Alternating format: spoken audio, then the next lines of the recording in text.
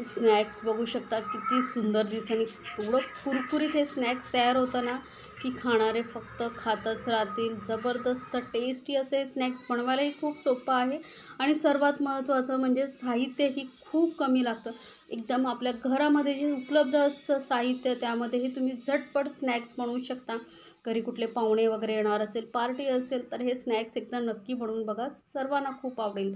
तर हे बनवण्यासाठी आपल्याला काय लागणार आहे तर बटाटे. 2 कच्चे बटाटे घेतलेले आहेत, सालं काढून घेतलेली आहेत. पाण्यामध्ये ठेवायचे म्हणजे बटाटे काळे पडत नाही. आता हे बटाटे ना आपल्याला किसून घ्यायचे आहेत. तर किसणीवरती मी बटाटे किसून घेते.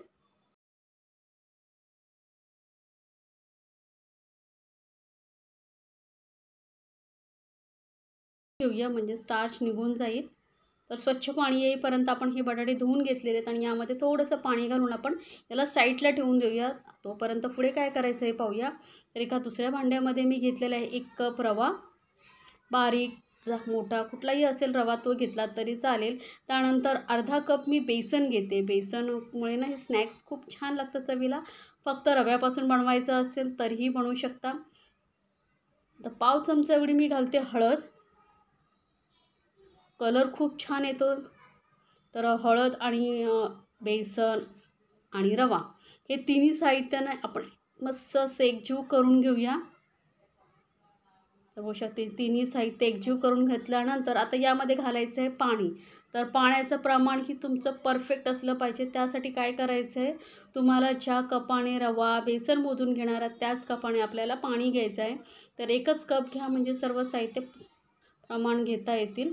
तर 1 कप आपण इथे पाणी घेतलेलं आहे आधी घालून. पाणी घातल्यामुळे काय होतं, रवा चांगला फुलला जातो आणि आपला नाश्ता जो आहे छान असा कुरकुरीत आणि फ्लफी होतो. तर बघू शकता सर्व पाणी घातल्यानंतर व्यवस्थित आपण हे मिश्रण फेटून घेतलेलं आहे. अजिबात यामध्ये गुठळ्या राहिल्या नाही पाहिजेत. आता हे ठेवूया साईडला आणि गॅसकडे वळूया. तर गॅसवरती कढईमध्ये 2 चमचे मी तेल घेतलेलं आहे. तेल गरम झाल्यानंतर एक अर्धा चमचा जिरं घालायचं आहे. एक हिरवी मिरची बारीक चिरून घेतलेली आहे ती घालून घ्यायची आहे आणि 2 पिंच एवढा हिंग घालायचं. हिंग का तर आपण यामध्ये जो बेसन वापरलेला आहे तेलाचा वापर करणार आहोत. तर डायजेशनचा वगैरे प्रॉब्लेम होऊ नये आणि स्नॅक्सला चव खूप छान यावी त्यामुळे थोडंसं हिंग जरूर घाला. आता हिंग वगैरे सगळं व्यवस्थित परतल्यानंतर यामध्ये घालायचं आहे पाणी. तर आपण 1 कप पाणी रवा भिजवण्यासाठी घेतलेला होता. तर हा आपण दुसरा कप पाणी म्हणजे 2 कप झालेला आहे आणि अर्धा कप. तर रव्याचे डबल आपण पाणी घेतलेलं आहे 2 कप आणि बेसन घेतलेलं आहे अर्धा कप. त्यासाठी आपण अर्धा कप पाणी अजून घातलेलं आहे म्हणजे टोटल 2.5 कप पाणी आपण वापरलेलं आहे. एक अर्धा चमचा चिली फ्लेक्स घेतलेला आहेत आणि चवीनुसार मीठ घालायचं आहे. आता चिली फ्लेक्स नसेल तर लाल मिरची पावडर घालू शकता किंवा मग हिरव्या मिरचीचं प्रमाण तुम्ही वाढवू शकता. आता जो बटाटा आपण किसून घेतला होता ना त्यातलं सर्व पाणी काढून टाकलेलं आहे आणि तो बटाटा इथे घालून घ्यायचा आहे आपल्याला. हे बटाटा चांगला शिजवून घ्यायचा आहे. तसं पण बटाटा किसून घेतलेला आहे त्यामुळे शिजायला वेळ लागत नाही. 1 मिनिटभरामध्ये बटाटा चांगला शिजून येतो. आता यामध्ये घालूया बारीक चिरलेली कोथिंबीर. कोथिंबीरमुळे ना हे स्नॅक्स दिसायलाही खूप सुंदर दिसतं आणि चवीलाही खूप छान लागतं त्यामुळे कोथिंबीर जरूर घाला. आता व्यवस्थित सर्व मिश्रण मिक्स करून घेतलेलं आहे. बघू शकता किती सुंदर दिसते, कलरफुल असे स्नॅक्स आपलं. तर बघू शकता एक चांगली उकळी आलेली आहे. बटाटा चांगला शिजला गेलेला आहे. आता यामध्ये आपण जे रवा आणि बेसन मिक्स करून ठेवलं होतं ते घालून घ्यायचं आहे. तर सर्व मिश्रण पटकन आपण घालून घेऊया.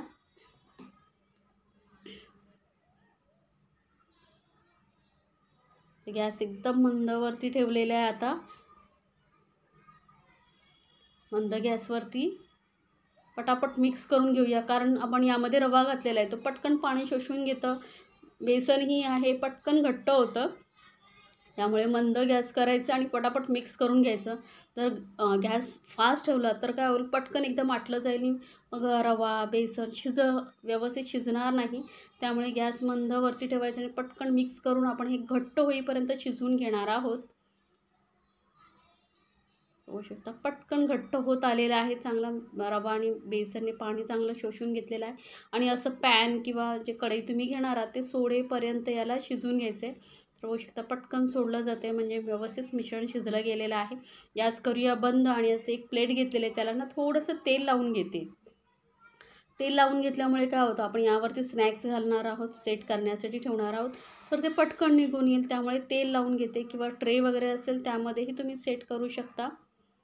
आणि जे आपण मिश्रण शिजवून ठेवलं होतं स्नॅक्सचं ते पूर्ण यामध्ये घालून घ्यायचं आहे. आणि या प्लेटमध्ये याला प्लेन करून घ्यायचं आपल्याला. तर इथे मी काय करणार आहे माहिती आहे, याला थोडा चौकोनी आकार देण्याचा प्रयत्न करणार आहे. म्हणजे काय होईल, आपल्याला स्नॅक्स कट करायला सोपं पडेल हो. दुसरं काही नाही, तुम्ही गोलही प्लेटच्या आकाराचाही गोल करू शकता. पण मला काय करायचं, चौकोनी पीसेस हवेत.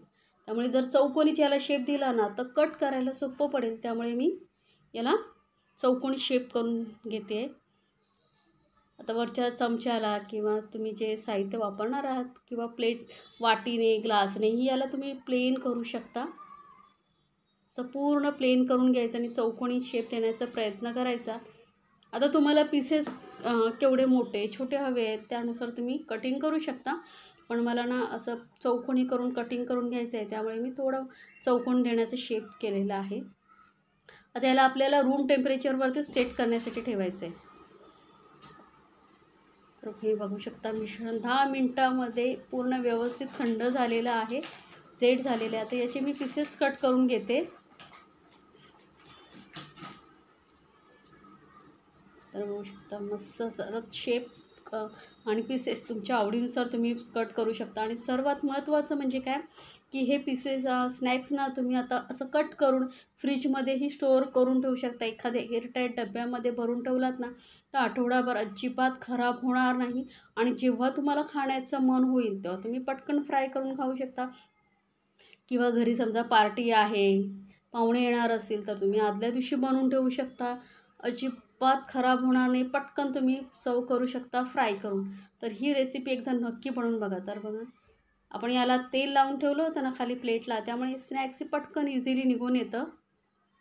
बघू शकता अजिबात चिपकत नाही, काय नाही. आणि दिसायला किती सुंदर दिसते बघा. छोटे पीसेस केलात तरीही दिसायला सुंदर दिसतील हे. तर मला मोठे पीसेस करायचे होते, त्यामुळे मी हे मोठे मोठे पीसेसमध्ये कट करून घेते. आता पटकन आपण फ्राय करून घेऊया. आता कढईमध्ये मी तेल गरम करत ठेवलेलं आहे. आता स्नॅक्स तुम्हाला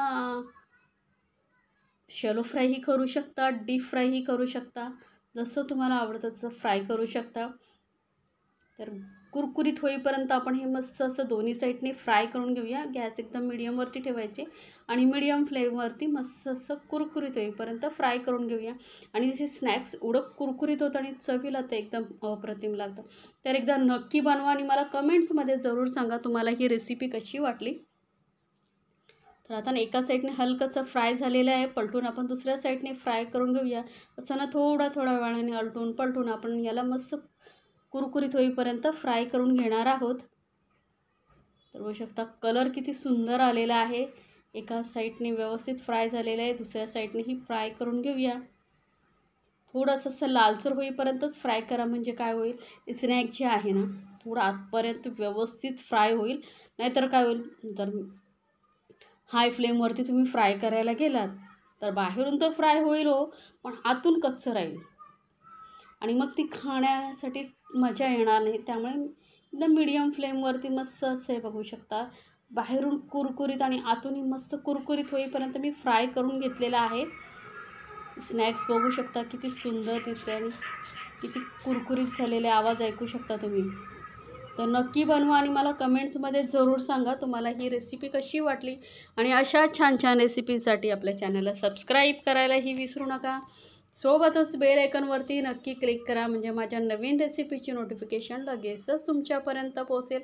अशा छान छान रेसिपी माझ्या चॅनलवरती आहेत, तर त्याही तुम्ही पाहू शकता. स्नॅक्स म्हणून सर्च केला तर सर्व स्नॅक्सच्या रेसिपी तुमच्यासमोर येतील.